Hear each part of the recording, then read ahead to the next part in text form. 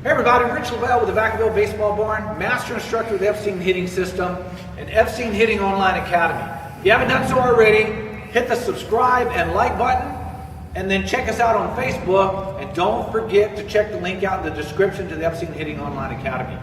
So let's talk a little bit today about creating power. And I've done a couple of videos on this before, and specifically what I want to talk about this morning is weight shift, ground force in relation to the hips. And here's what I mean by that. You hear this all the time that, hey, the hips create the power, the hips create the power. They're involved in it, but they don't necessarily create it other than through the separation of upper body, lower body. But let's back up a moment there and think about this. If I just kind of land here, and let's say I do keep my front shoulder down, but then as my hips initiate, my upper body comes with them at the same time, and I don't have any weight shift into my front leg. And when I say weight shift, I'm not talking about pushing off with my back leg. I'm not talking about my head moving forward once my front foot lands.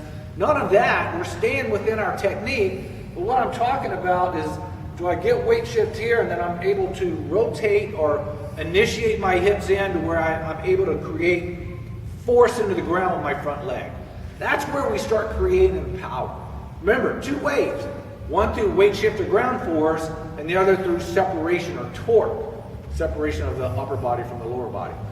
So whether I take a stride or not, once I get here, if I'm working on this particular move, maybe I slow it down, I break it down into parts or components, and I get into my launch position, and then I shift into my weight. So maybe I get here, and then I shift into weight, into my front foot, and then I swing through like that. Make sure you're working on things and not always from soft toss, front toss, or whatever the case may be. Work on the movements.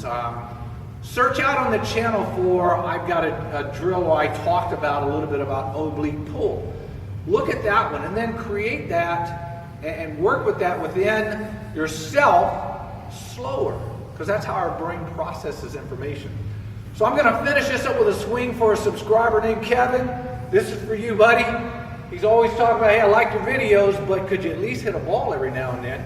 And so I'm going to work on this as I stride, land, I create that little bit of a weight shift, and then I get into the ball here. So here I stride there, and then finish at that point. Continue working on your swing, always, always, always, especially in this off season coming up. You'll be so much better next year. Thanks again for watching. Don't forget to subscribe and like us here. Check us out over on Facebook and Epstein Hitting Online Academy, Richard Lovell.